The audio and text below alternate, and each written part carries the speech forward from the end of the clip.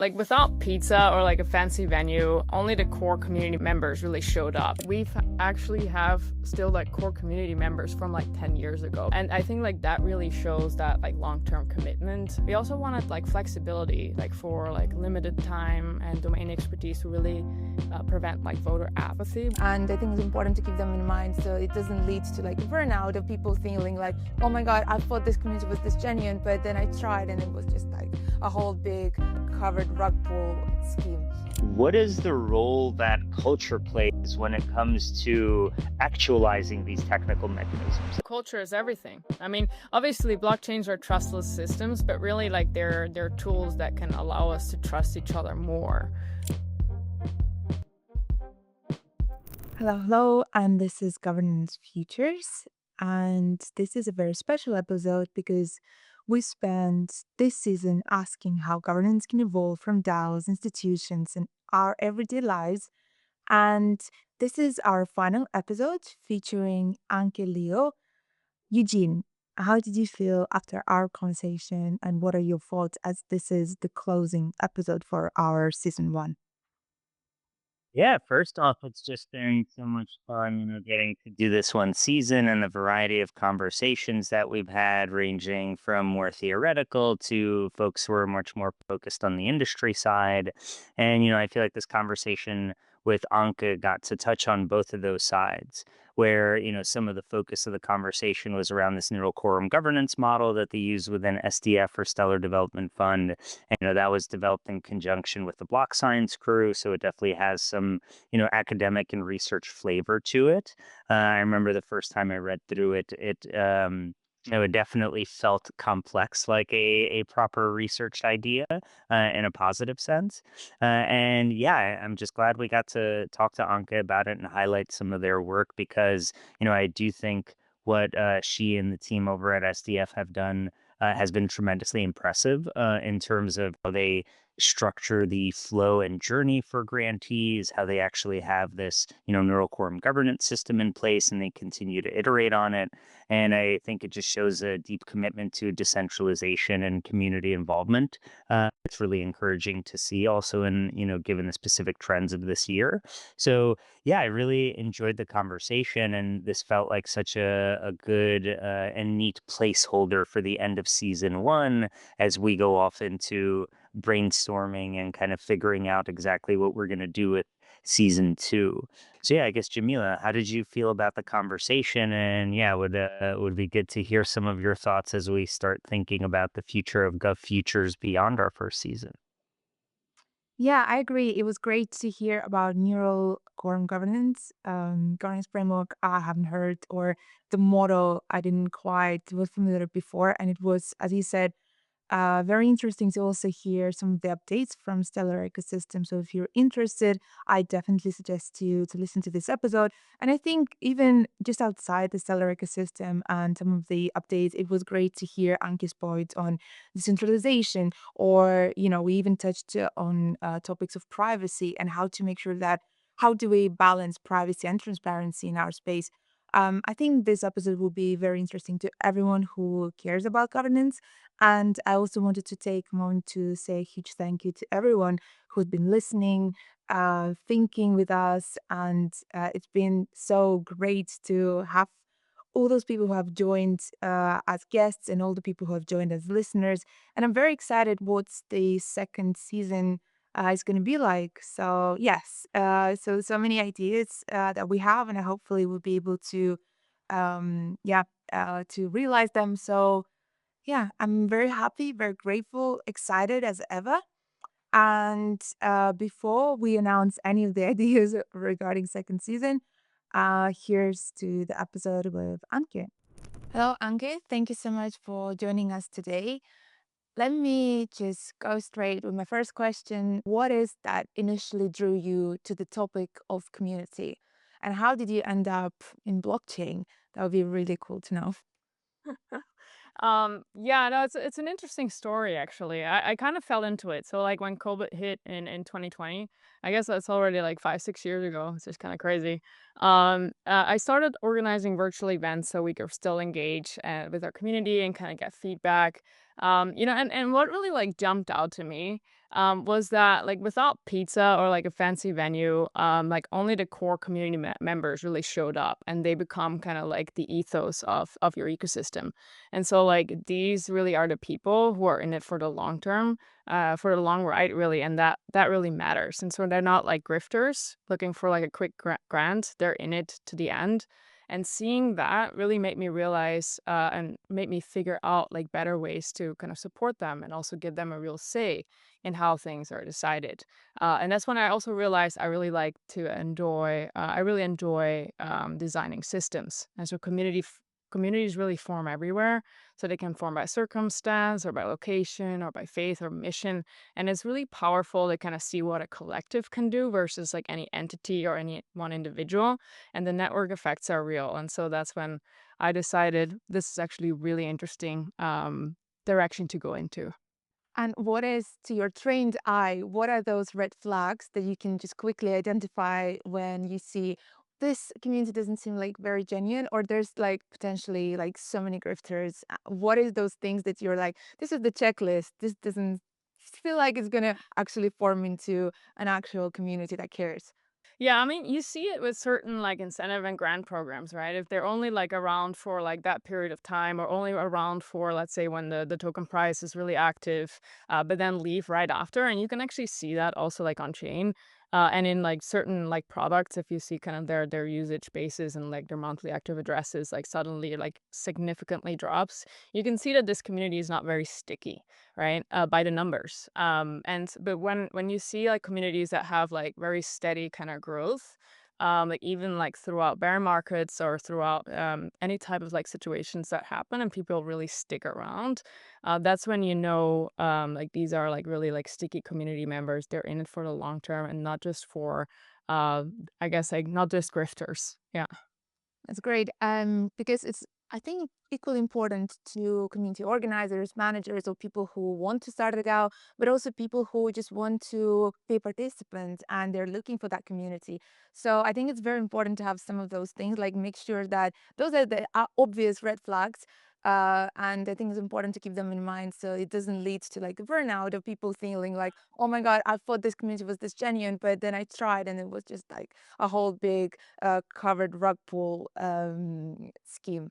So that is very interesting. Is there any other things that you would maybe recommend to people who are trying to join governance systems or trying to join a particular community so that they should be aware of or have that in the back of their mind? I mean, yeah, I mean, like you said, it can be really tricky, right? Like, you think you're going into something that looks really promising and it ends up, being very exploitative of its community. And sometimes you just don't know. It's actually quite interesting to look at kind of like how long term like the community has been and how like consistent kind of with its support, specifically during times when, it doesn't go so great, maybe during bear markets or maybe during times of like where, people are just less interested in a particular tech. And that time like really shows if people stick through the end, it most likely will actually stick through longer as well. And so it's been around since I guess like for over 10 years now. And so like actually have still like core community members from like 10 years ago because like the Stellar Community Fund was there since 2019. And then we had the Build Challenge before that, and people from the Build Challenge are still in our ecosystem today. And I think like that really shows that like long-term commitment of and also not really riding the hype all the time. So kind of sticking to a vision and really executing upon it. I think it's really like important that like communities like have a lot of like interesting stuff, like fun stuff, like the hype, they try out new things. As long as they do have like one, I guess, like core mission or core alignment that everyone can agree on and kind of stick to. Yeah. Right. Thank you so much. I'm sure it's very useful to all of our listeners. And I'm also thinking to myself, yeah, I definitely should have maybe looked for some of the red flags that you were mentioning in the past when I was just trying to discover some of the DAOs and participate in them. So that was very helpful. Thank you so much. I wanted to ask you about Neural Quorum Governance. From what we know, it's a voting power attribution that was designed jointly by Stellar Foundation and BlockScience. Could you maybe tell us a little bit what it is, first of all, and what inspired it? Yeah. Yeah, no, I'll definitely, like, I guess maybe what I'll start with what it is, and then maybe I'll kind of lead into like what it also inspired by. So neural quorum governance, it's a combination of neural governance and quorum delegation. And kind of like this, the neural governance part lets us modularly weight different inputs like Discord tier, previous voting history, trust assigned by others, and quorum delegation lets you delegate your voting power to the consensus of a small group and not just a single person. So to put this into an example, so, for instance, in a solid community fund round with, let's say, we have 10 projects, I can either vote yes or no on the ones I have a strong view on, or I can delegate on the ones I don't. And my voting weight is computed through my Discord roles, voting history, and how many people kind of trust list me. And the weight directly applies to my yes and no votes. And for the delegated ones, it follows the group outcome. So let's say I've chosen 7 delegates, 5 vote yes, 2 vote no. Let's say there's a 51% threshold that's met, then my weight would go to yes. And so what's different here is that you can buy your way in, like it's not purely economic. And newcomers have a viable path to influence, and it's not being, being early isn't the only advantage, or having a lot of tokens is also not an advantage. Um, it could be actually if you wanted to put that as a neuron in the system, but right now we don't have that. So these are inputs, as I kind of mentioned, they're really flexible, so communities can decide what really matters for them. And delegation is through a group consensus, so no single actor can run off with kind of lots of delegated power, which kind of avoids the plutocracies that we see in many DAOs, as well as kind of like the wrong kind of delegate failure mode. Yeah, and so like I think to your second question, right? What led to NQG? So it's been around. So SCF, as I mentioned, has been around since 2019. It evolved actually from way earlier from the Build Challenge before that. But this was different because it really supported community-powered funding. And we tried several different voting approaches. Like the recurring issues were like Sybil risk, a popularity contest, like neither worked. Gating voting to proven individuals avoided some problems, but also required like a central authority to handpick them, which doesn't grow or decentralize the core community. And so also like not everyone knows everything. So some are like deep in protocols, other are more like product or user focused, and not everyone has time to vote all the time. So we collaborated with BlockScience to explain the issues, and then like we formulated we wanted to look for a mechanism that distributed access to voting and voting weight across community members in a fair and transparent, also decentralized way. Also fostered like engagement with the whole system, and by letting members grow their reputation.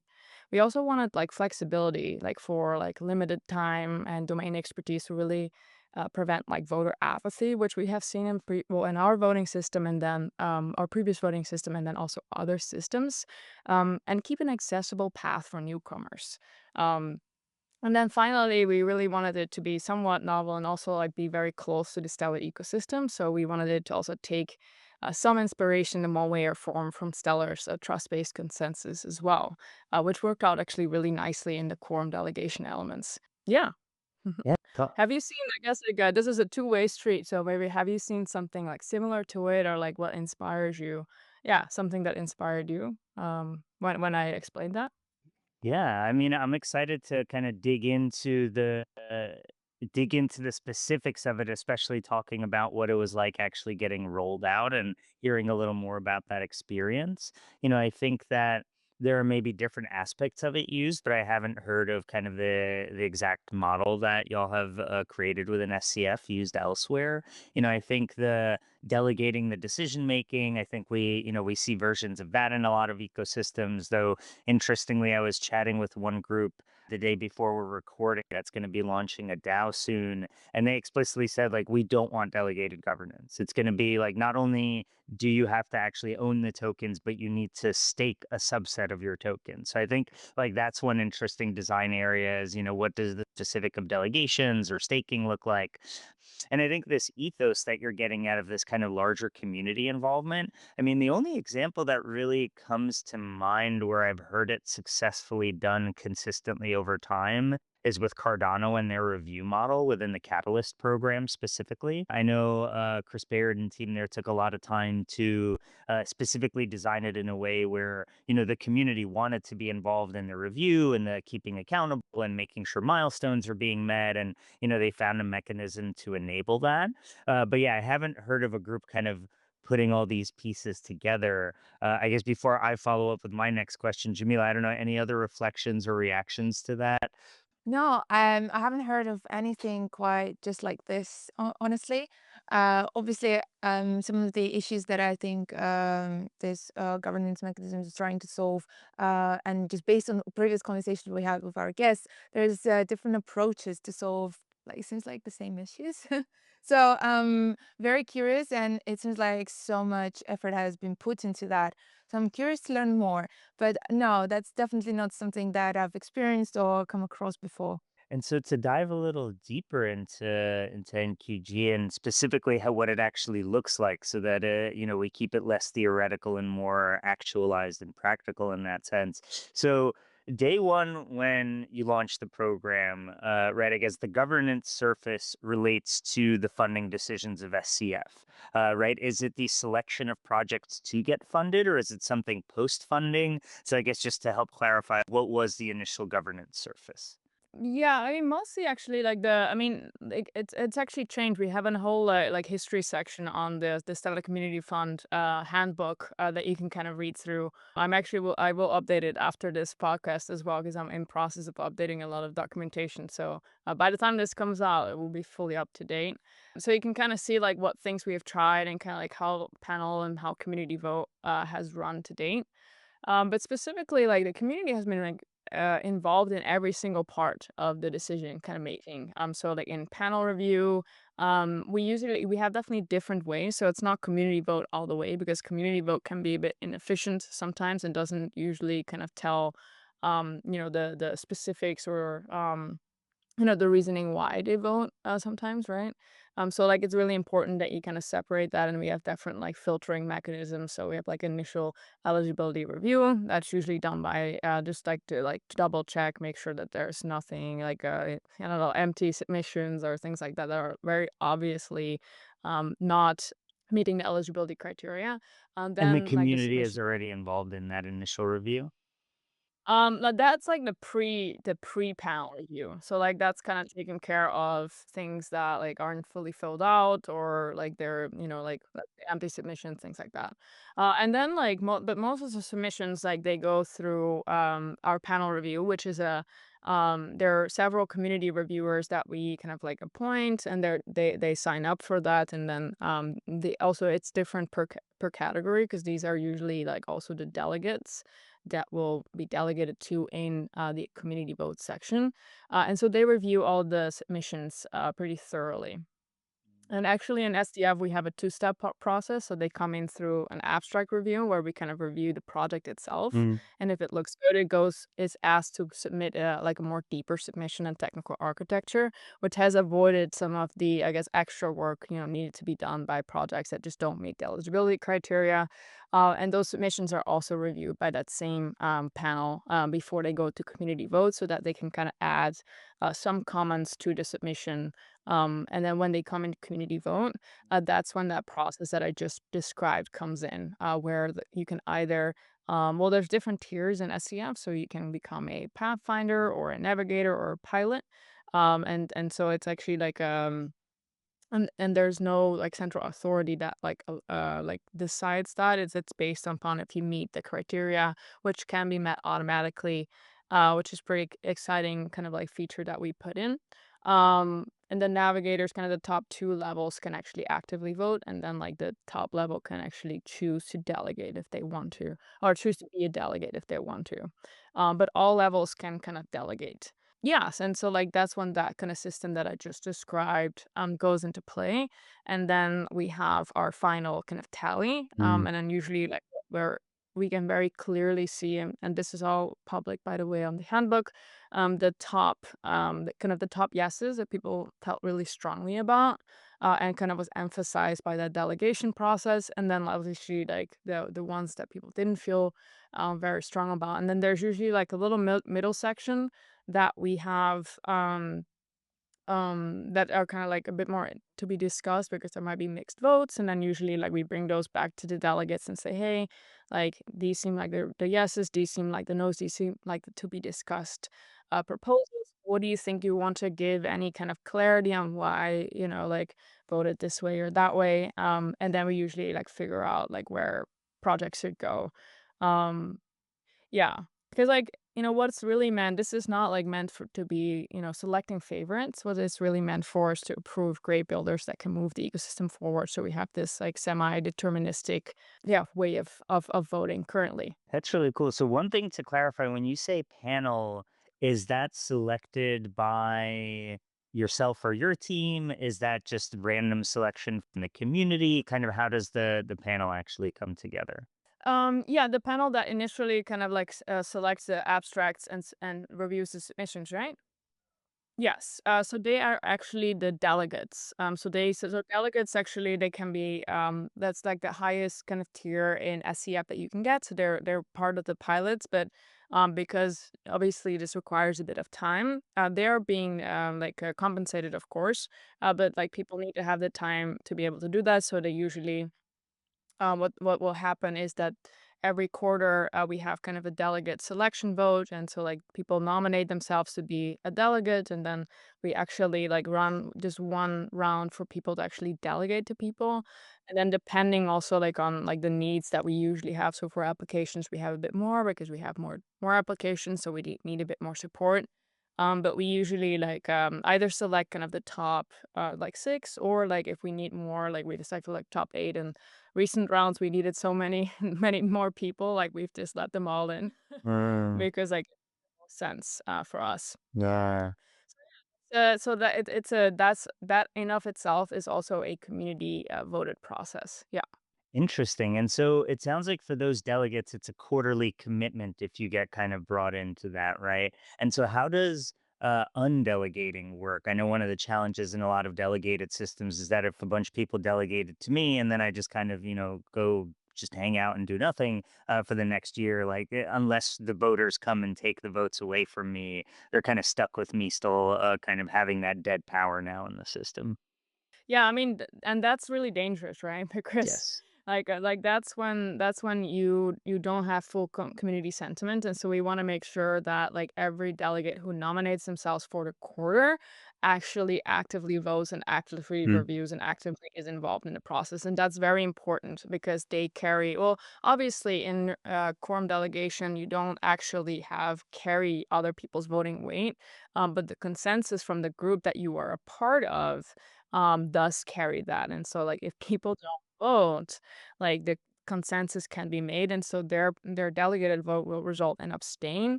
And so that's when you have like not a full community sentiment. So we want to make sure always that we can get as much consensus as possible by getting every delegate does need to vote, and that's also why we made it quarterly, so that it's also flexible for the delegates. Some quarters they feel like, hey, like I definitely want to be a delegate this quarter, but some quarters they're like, hey, I have a lot of work. Like I mhm, am actually really focused on my project right now. I'm not going to delegate, and so that's why we have that nomination mm. process every quarter. And every quarter does there's like right now we have rounds every 6 weeks, which means there are like two rounds, so two voting and kind of panel rounds in a quarter. Mm. And so, just to be explicit, so then at the beginning of the quarter, does everything technically undelegate and then everyone now has to go vote? Or is it more through the social design of the system that you're kind of encouraging people to effectively keep that voting active? So we actually have like a separate like quarterly delegate, like a voting round basically, where people kind of actively select their delegates before a certain date. Mm. And And then each vote kind of, so, and just vote no. to vote, those are so like if no matter how I performed in last quarter's vote, I'm starting at zero in this new quarter. Um Or does the Yeah, because like reputation factor in? the delegation, like it's not like you're so for instance, like if you have it's not increasing your voting power because that's done by neural governance. So like your Mm, voting power increased by other like types of neurons. The delegation really happens like I'm delegating, let's say, to Eugene, Jamilya, let's say like three other people in the room. right? And so then you all decide on what the votes should be. If you have an odd number, you will always get consensus. So and that's also how we kind of measure it. So we kind of like narrow it down to like the nearest odd number. Um, and so like you always have three people, at least like three people that kind of like vote the same way. Um, and so like that's when you kind of like get a consensus if you have a 51% threshold there. So then my delegated vote will go to yes. So if I have a voting weight as a delegatee of 2, then like through your decision, that kind of like weight will get 2 as well. Yeah.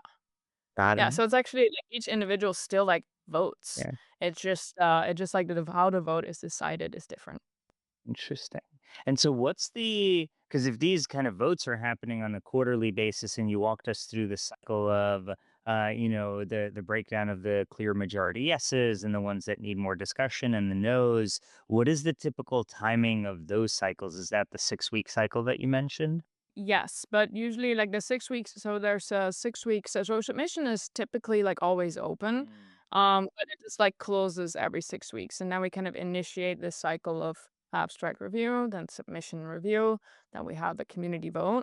And then after that we have like a small kind of like usually like a few days where we're kind of deciding upon, all right, well, what are the kind of like to be like yes votes, what are the to be discussed votes, what are the no votes.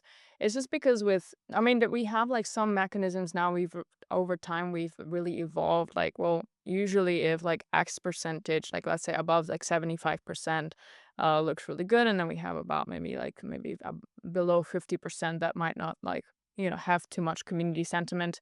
But sometimes because we do actively change like parameters and things shift between rounds, we definitely still like want to keep a little bit of flexibility there, just because we don't want to miss any specific great builders, just because they didn't like, I guess, like kind of directly kind of miss that cutoff. Because like, there in NQG you do have a lot of parameters that interact with one another as well, and on different rounds there's always going to be different projects, so your variables always change. Yeah. And so that's the one thing about NQG, right?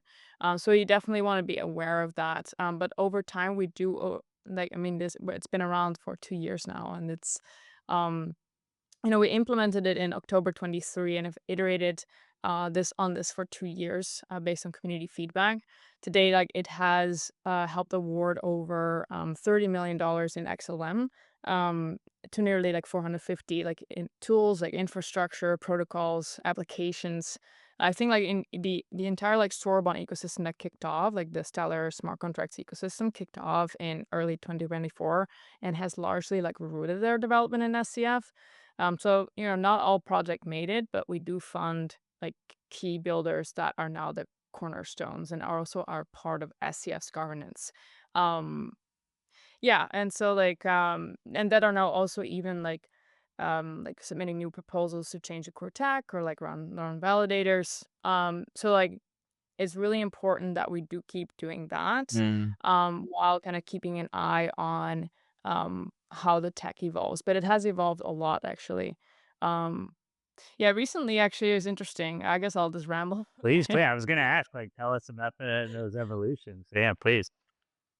Yeah, it's changed a lot. I mean, we've added more like neurons. We've added like things like voting quality. So seeing like, hey, if you voted for a project that actually didn't complete their final tranche in within 6 months, and 6 months has passed, like, should that impact a little bit negatively, right? Or should like if projects did pass, like should that impact positively? So having more of that. So that's a recent like neuron that we've implemented, and obviously like when we add new neurons, we want to make sure that we keep the emphasis and the weight on that rather light and kind of see what happens, because we really need to see that over several rounds in order to kind of really get a gauge of, hey, this is impacting, this is making the voting weight more distributed, or this is allowing newcomers to like come like that are obviously showing really good behavior to kind of like really gain voting weight, which is really important for us because we want to continuously grow the community and not rely on people that were here for like a really long time, and just because they were here for a long time they should have more voting weight, right? um Actually, recently we had an interesting example. So our delegation actually like tripled in the past few rounds, which interesting. So we now have about 30 active voters per proposal, which are mostly the delegates, as I mentioned, and about 100 delegators. So some results actually looked a little off, and I mentioned this to you earlier.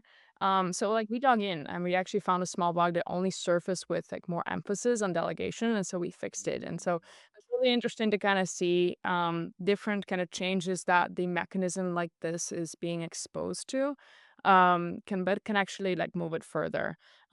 The mechanism is complex, but because it's modular, we can really evolve it with the growing community, and that adaptability has been the most important thing for us.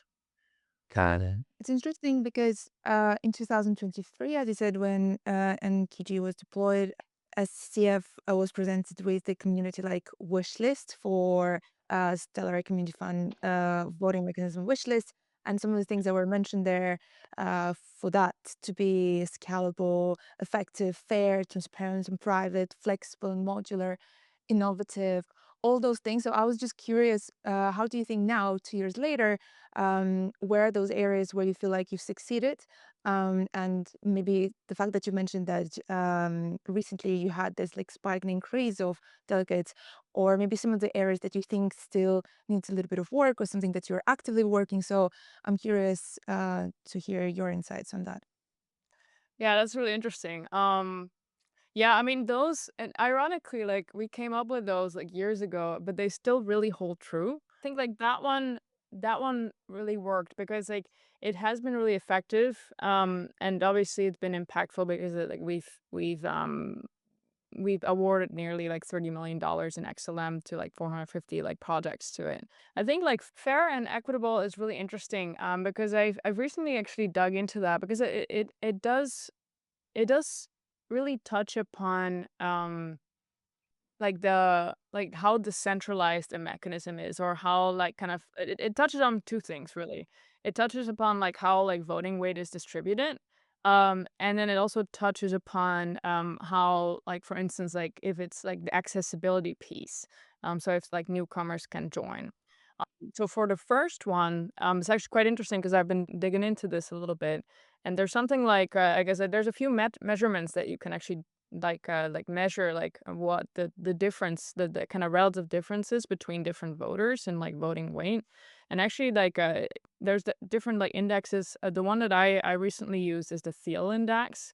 And you can then see like over different rounds, is that like, going lower, and is it also going higher? And then even with Google Sheets AI, you can kind of check, like kind of like have like an AI kind of summary based upon that. And is it actually going into the direction of being a bit more equal or a bit more disparate, right? And so like when we look at some other DAOs, like there might be like a really large, I guess like the most voting weight might just be in the top 5 individuals.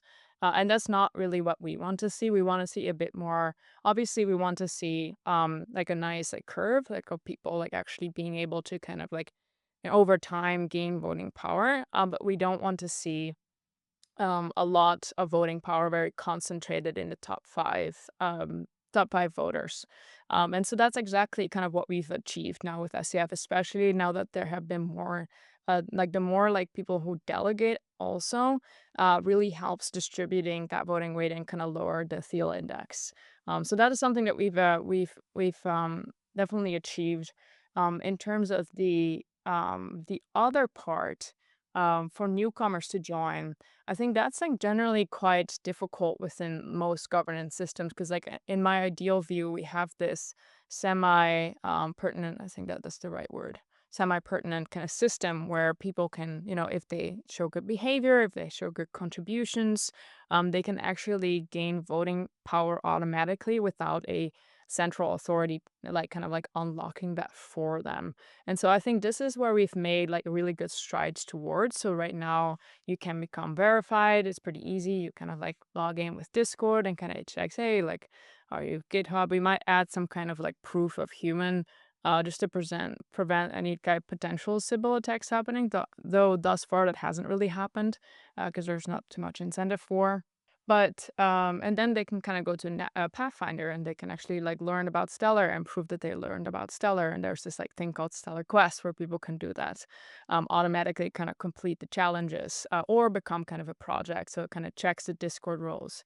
And then the Navigator and the pilot roles really depend on like your voting history, like how many times like have you been part of this, like, have you shown contribution, which is also kind of like approved by other navigators and other pilots. So a lot of these systems, they happen very automatically, and this allows like people to, with good intentions, with good contributions that really want to be part of this, to automatically become a part of it. And then in terms of voting power, which is very important, is that we've implemented different curves. So like our most neurons that we have, like the data inputs that go into the voting weight, they're not linear. So they're either kind of like logistic curves, which means that it prioritizes recent voting over kind of like old voting. So let's say if you've just voted like 10 times like in the first 10 rounds, but let's say we're at round 40, and ideally like the first 10 rounds should like weigh a lot less than the latest 10 rounds, because like that's when you've become more novel to the ecosystem. So like the logistic curves actually like allows us to weigh that heavier, and to also kind of weigh consistency and other types of things, which makes it possible for someone who's new and coming in, to gain voting power relatively quickly, and not have like the old members kind of have that persistent kind of like advantage over newer members. So yeah, And I because think you that's a lot of that's no, that is incredible. Thank you so much. Just because you mentioned decentralization, I feel like I have to ask you, what is decentralization from Stellar Foundation point of view? How do you define it? If you do, whether it has any value, and maybe how you measure it. Yeah, I think this is also interesting because I know that there's like a particular question, and maybe want to frame it this way. I guess like maybe before we go to that, I mean the system hasn't like isn't perfect. Like there's still like issues with it, and I do want to be kind of candid, specifically like on the privacy and like the kind of visibility concerns that we still have. And maybe I can explain that quickly because like I definitely don't want to like be just like selling this. Like it's been a journey, but it's also like a good learning mechanism for us, because like we wanted something that protected voters, but also like was transparent, so it kind of showed that, and that's actually really difficult, and not just with like the NQG, but just in general, being able to kind of have that anonymity, while being kind of transparent and verifiable.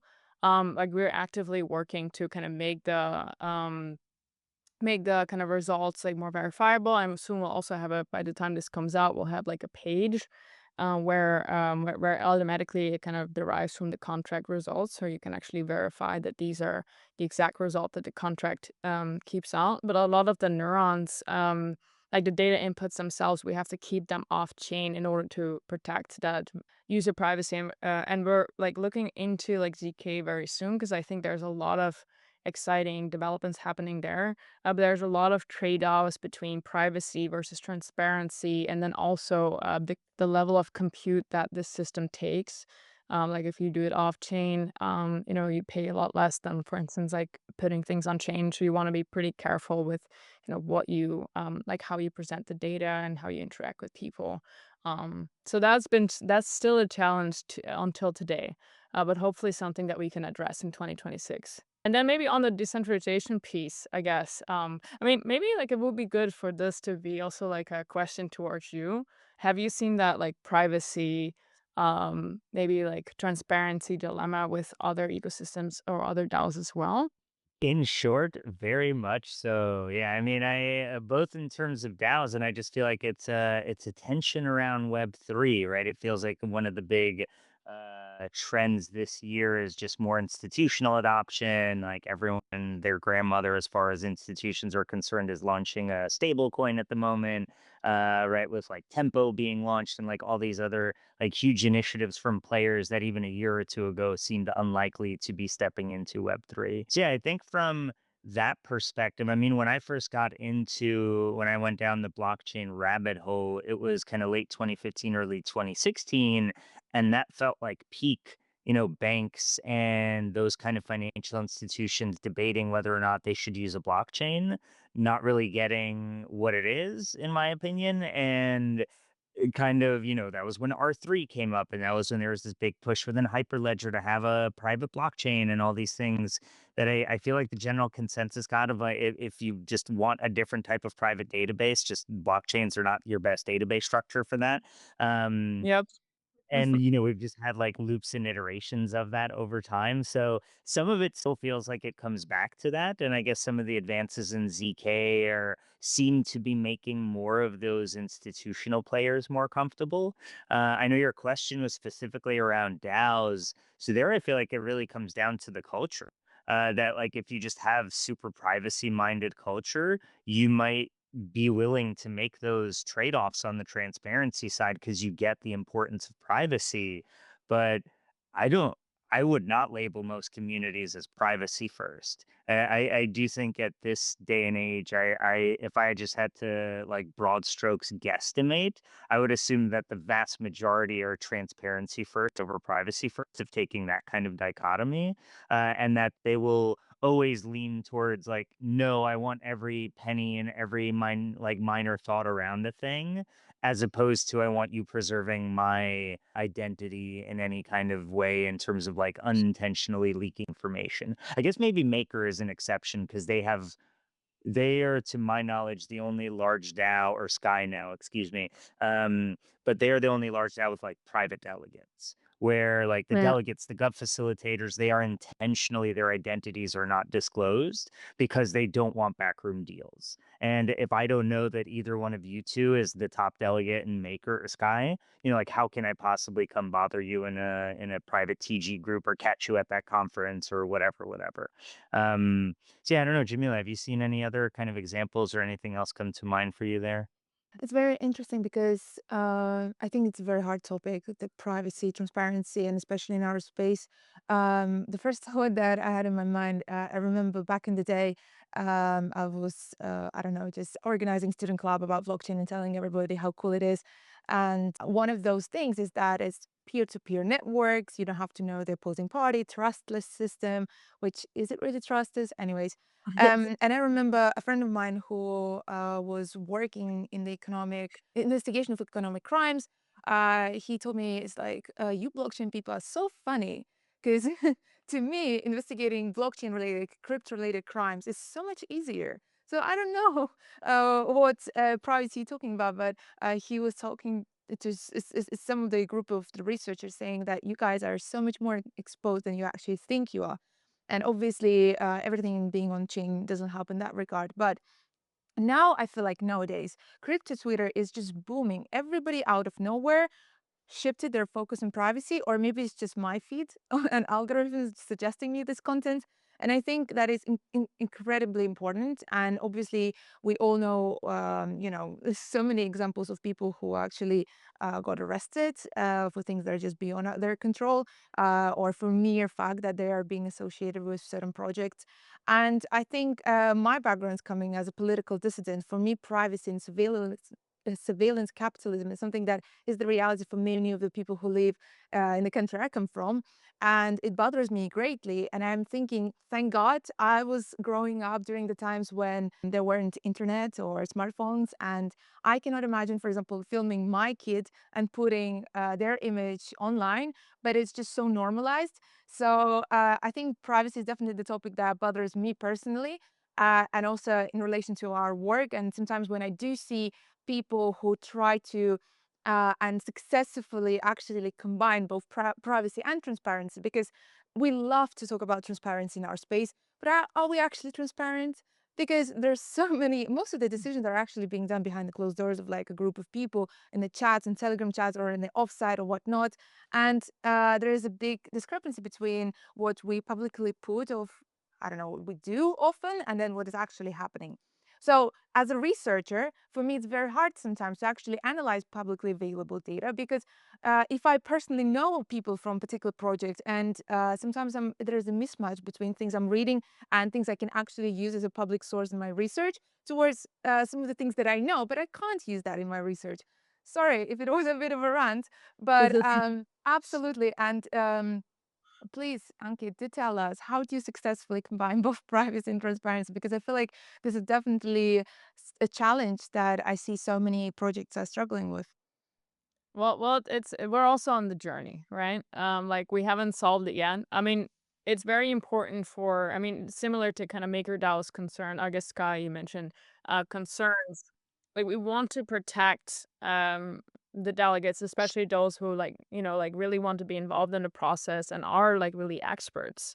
But they just don't want to be like, I guess like, reached out by a project, like telling them to vote. And we, as much as possible as we try, like that corruption happens, right? If like things are too public, if you know someone that has a lot of voting power, you're going to try to skew their mind. And so that's why we try to, as much as possible, aggregate, I guess like data, and kind of like, so there's a group of people that's delegates and you know who they are, but you don't know, exactly, because the way decisions are made in quorum delegation, there's not one, that's all powerful. So it's like really like the power is in the group. And so like you can convince, you would need to convince mostly all of them in order to actually make a real change, which is a lot more difficult than convincing one. So like that is one mitigation, but then certain things like individual votes and kind of, we currently have, votes are public, but they're by public key, and we don't want to like combine people's public key with like the actual identity, like so the Discord ID, for instance, because then they can reach out to them. So there is a little bit of like a discrepancy, which sometimes make it a bit difficult for newcomers to kind of know how to like delegate, because they might not exactly know how someone's voting behavior has been to date.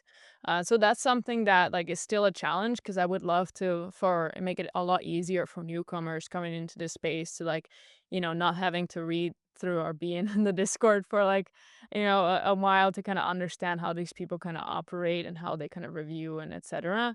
And kind of to see the data of how people have voted, and then kind of delegate for them. But that to date has not been possible yet, because people have, clearly like told us like, hey, we don't want that like level of transparency.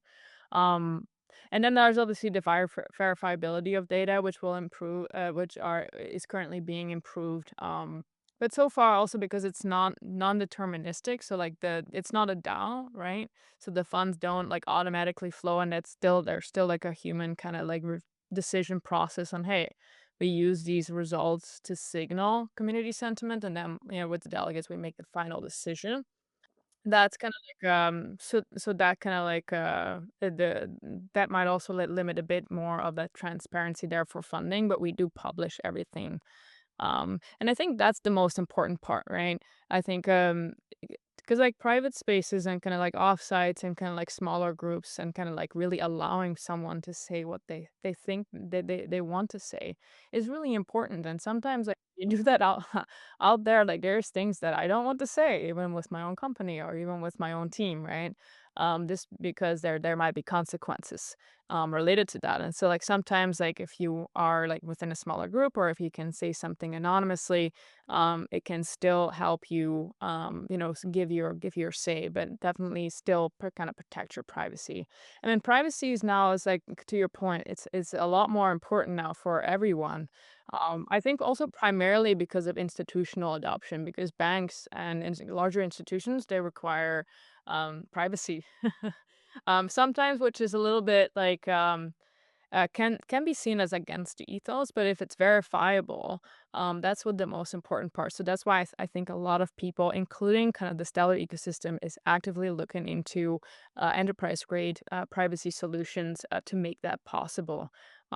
So we don't have purely like closed door and kind of like, like opaque decision making. But there is kind of protection for, I guess, like individuals and kind of individual transactions and entities making those transactions in one way or form. Very quickly, I was wondering if you have what are your views on basically like blockchain-based identification systems, and obviously some of the solutions like I don't know proof of humanity, which basically an on-chain registry where people confirm that they're human, may add to that like additional trust layer, making sure that there's just that person is that person. And obviously, the research has gone so far from the launch of the proof of humanity registry, and obviously, we're not going to mention WorldCoin, but I was curious whether you have any tools in mind that actually combines both privacy and ability to verify certain credentials, or maybe it's not a tool, but maybe a concept that you just feel like it's the most appropriate, privacy preserving.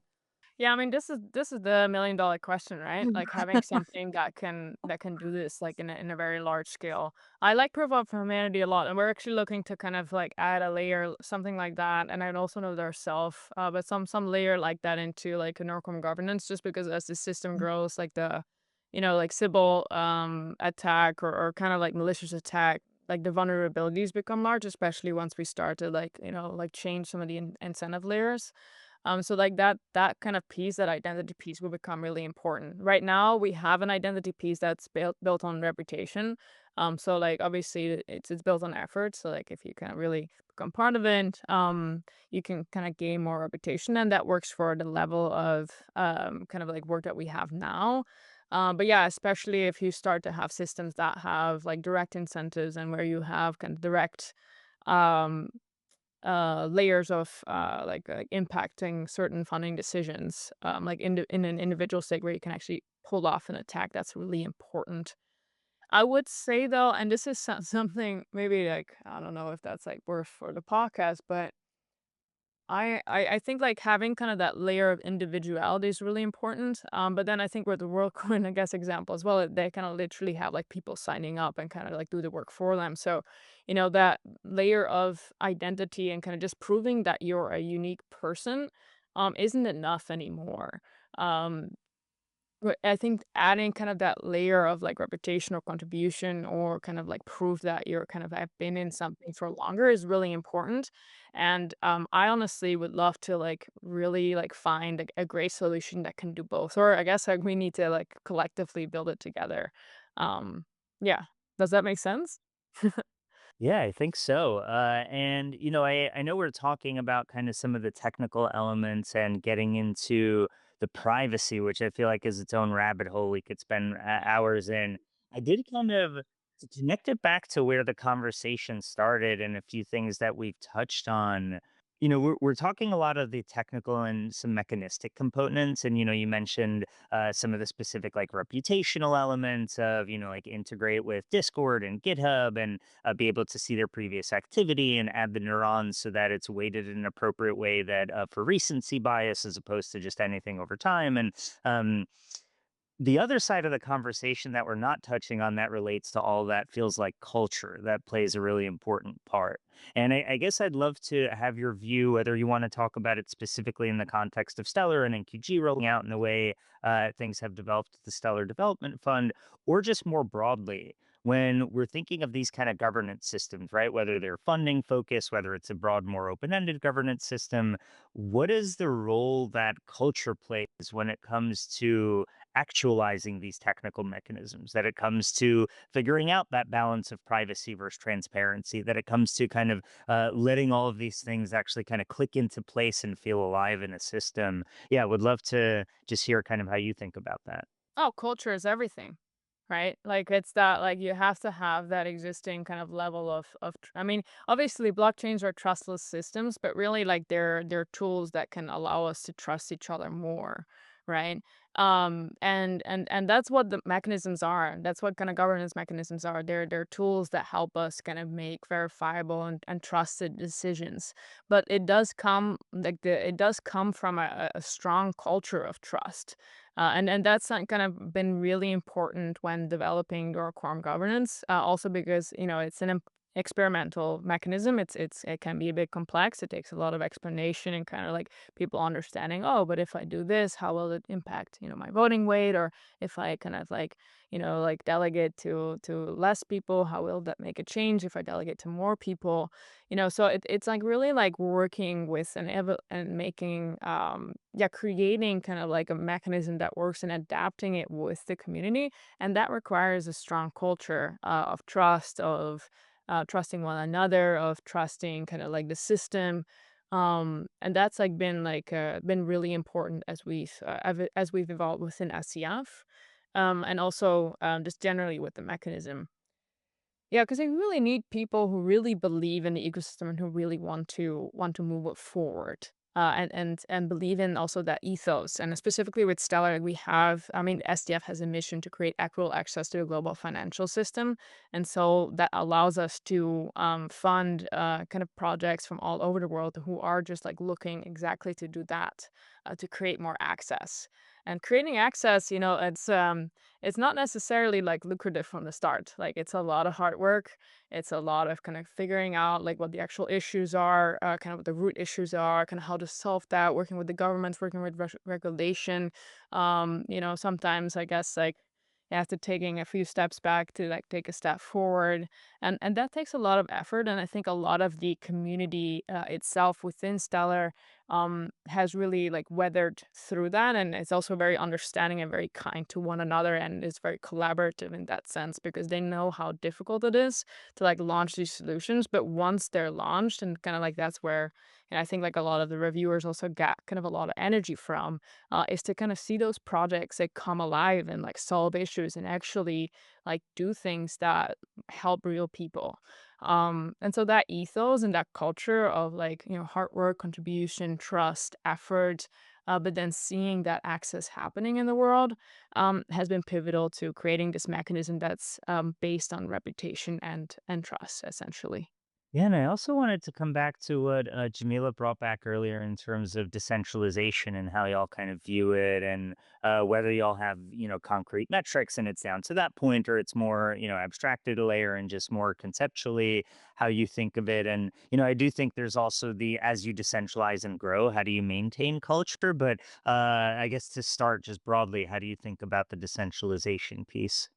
Yeah, it's really interesting because historically the stellar ecosystem has been more centralized with kind of SDF being like the core entity that's like supporting the ecosystem. And we're actually like I think actively now that we have such experience with the Stellar Community Fund, actively want to like move that in more of a decentralized direction. Like specifically, like I think today's like mainly like SCF awards, right? And they could expand on themselves, so that's something that we're working on. But we're also looking to like increase like decentralizing kind of the organization of like hackathons and workshops through our ambassador program, and actually the things that are being done in the ecosystem not being done by SDF but by our ecosystem. Much of it is still centrally run.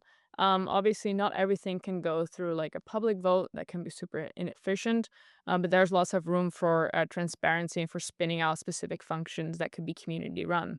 And so when you think about it, in terms of like Stellar's focus is on open financial infrastructure. These are like permissionless access, low fees, neutral rails. And Danelle Dixon, which is our CEO, recently published also a piece on open highways and not railroads. So which actually refers to proprietary change now. Also, proprietary companies now launching their own change and basically like owning like that railroad of infrastructure. Um, Ideally, like no single actor, and we believe that no single actor should really control that access, pricing, or policy, because whoever controls that infrastructure also controls the commerce, right? We need credible governance over such shared resources and decision rights. So that's kind of the motivation towards like more decentralization within the ecosystem. And also, that kind of ethos of open infrastructure, but also the possibility of ecosystem growth and how getting more people with skin in the game can really allow us to grow as an ecosystem, in our opinion. Yeah. Yeah, it's so interesting. And I guess especially recognizing the time that we're in, right? As A16Z's article put it, we're at the end of the foundation era. We see on the one hand, multiple ecosystems. I think Eigen was the first to like make a big splash into her doing governance, and then this year kind of aggressively pull that back. But like we are seeing certain projects coming up that are still very committed to decentralization, whether it's a new project or ones that have existed for a while.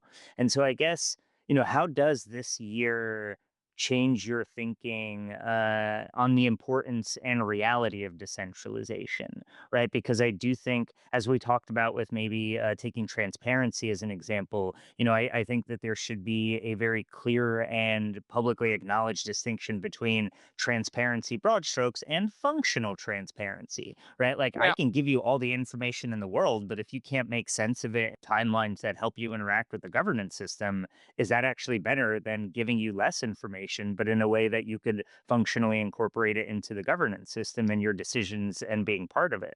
So, yeah, I would love to just think to hear on how you're thinking about these kind of macro trends and either how that changes your thinking about decentralization or why certain elements of it now are more important than ever. Yeah, I mean, I think decentralization, just because also like our smart contracts ecosystem is growing, and that like the needs that our ecosystem have like exceed what any central entity can really like contribute, right? And specifically, like if you're building towards for a global audience, like I guess a single entity, especially one that's like located in the U.S., might not have all the perspectives, like to fully like cater to all the audience that it's supposed to cater to. So that's like why it's really important that like the growth of such a network is done decentralized, and that's kind of exactly the motivation behind it. Also, the foundation, like we have finite capacity, we have nonprofit constraints. From the community side, there's a lot of interest. They're very eager. I get new ideas almost daily, which is really exciting.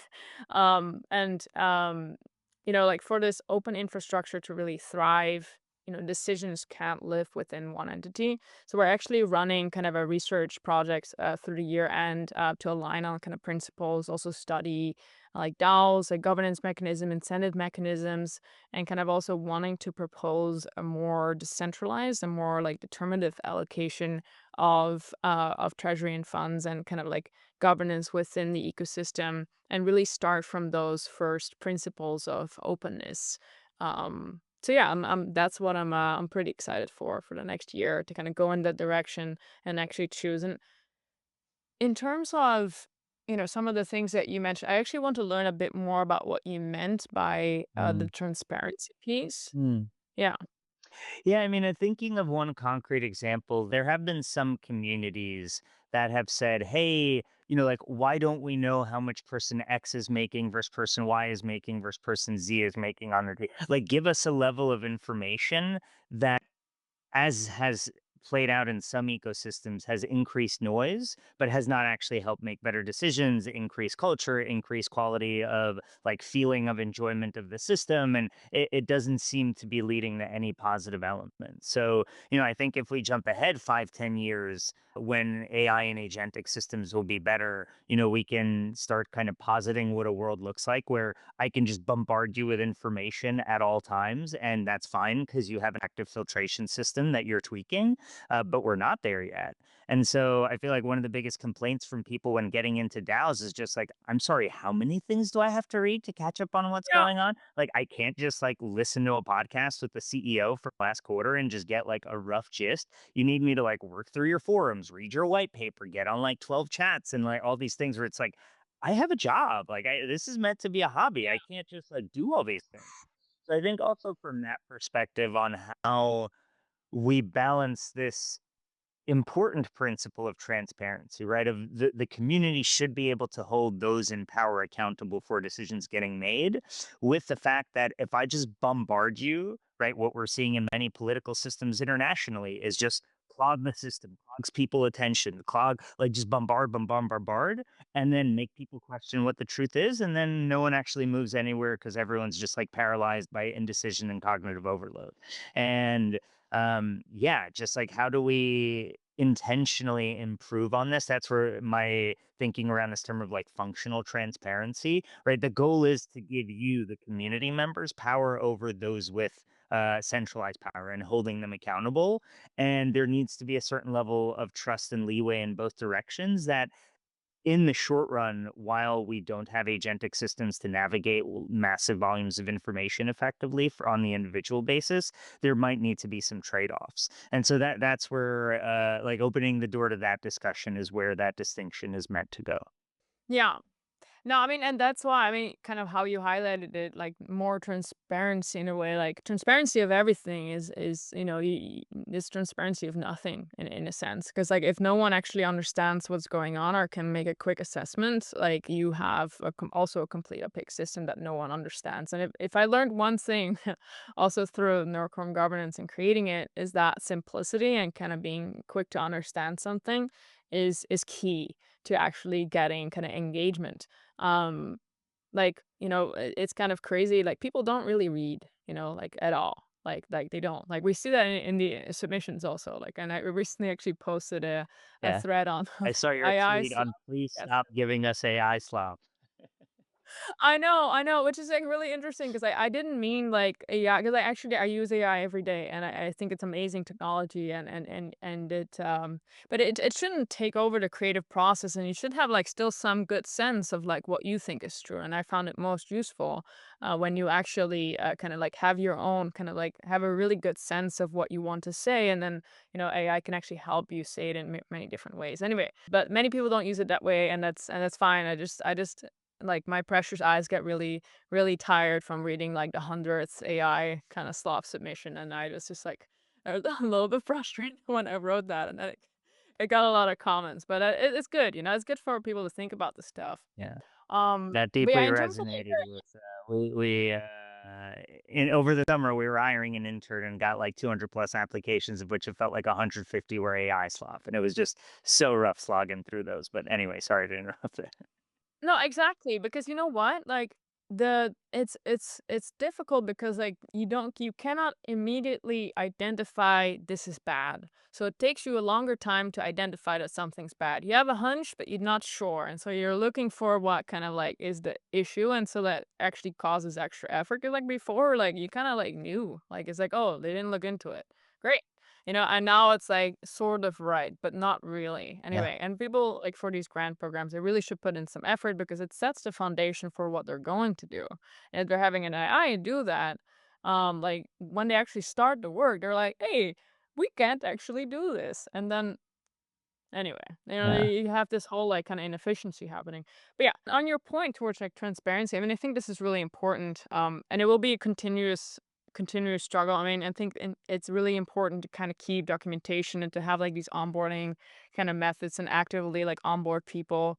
I guess something that we really found helpful is our ambassador program, and actually like have that like in person kind of like hands-on kind of onboarding like through persons as well, and getting people in that way. And that's also how we've seen a lot of growth within the ecosystem, by having kind of local communities like actively like work with people and kind of onboard them. Again, this is a lot of work, but like when you kind of like see this on like a network scale effect, you get people who are like really interested and kind of like want to kind of get more involved versus like trying. But again, like we need, I think as a space, and also like us ourselves, we really need to improve on making kind of what we actually what's transparent and kind of what's out there in a bite-sized format that people can understand. So yeah. Yeah, and I just have one last question before we start turning over to the quiz, because as fun as this conversation is, time is a flowing on by. Um, so- Yeah, it's hard for me to answer sometimes in a short way. oh Sorry no, about no, that. this is Yeah, if great. you want Trust me me. to reword certain things after this, I totally possible. No, no, no. That was not where that comment was directed at all. This has been a lovely conversation. So the last question I have is just, as you generally think, and this is not specific to Stellar at all, as you're generally looking at this space of decentralized governance in Web3, from your vantage point, what are the research projects you want to see done, the experiments you want to see run? They can be specific to you, but they absolutely don't have to be. Just what do you think needs to be happening in the next 6 to 12 months for decentralized governance in Web3 to truly be making the kind of advances that, some of us has been touting for arguably going on a decade already. Yeah, it's a good question. Especially when there's so much that I can improve, like myself, right? Like, I mean, I think we touched upon this earlier a little bit in terms of identity and kind of the next step in identity and what that looks like.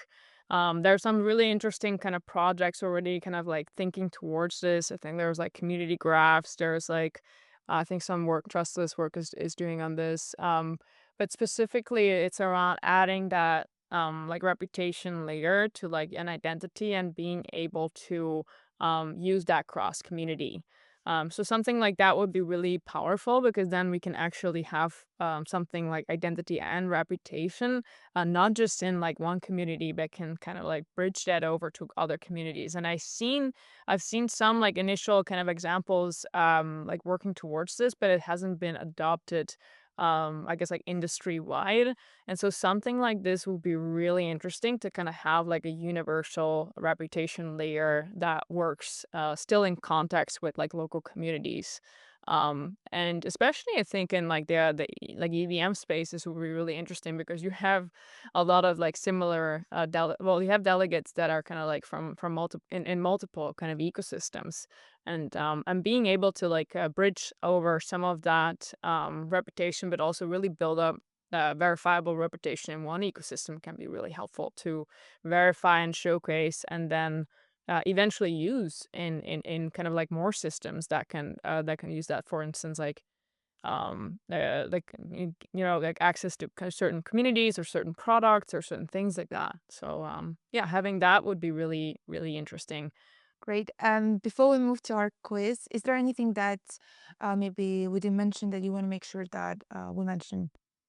Oh, and this is also like regarding to the open questions, right? Like Yep. our experiments.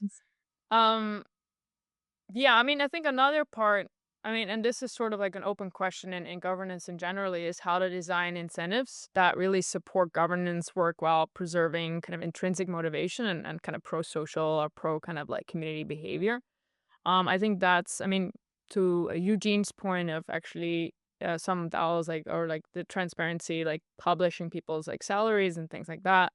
And I mean, these are like incentives that we use to kind of promote governance behavior, but not or like work or effort, but might not actually preserve that intrinsic motivation that's needed to actually forward the community in like a healthy way. So like I think like figuring out like the incentive structure around like governance efforts is really important because some people might put in a lot of effort but they don't get paid enough, or they don't get like actually paid anything for their work. And then there's some people that put in barely any effort and they have a lot of voting power, a lot of tokens or things like that. So figuring that out would be really great. Yeah, and then how to get kind of the right people involved as the ecosystem grows. Like for instance, like Neural Quorum Governance helps, but we also like we ourselves are looking for more ways to engage like non-developer stakeholders who may not have time to read every proposal.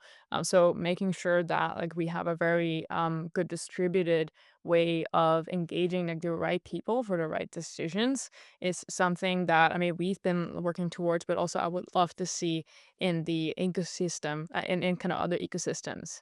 And then finally, I guess how to balance that privacy and verifiability or transparency for, I mean, these like reputation input specifically. That's great. And yeah, I'm very curious to see who would be the one to come up with answers to all of those questions. But realistically, I think it's just the collective work and exchange of information and learnings and continuous experimentation. Thank you so much, Anke. Now we're going to move to our quiz part where I'll ask you a question and give us just one worded answer.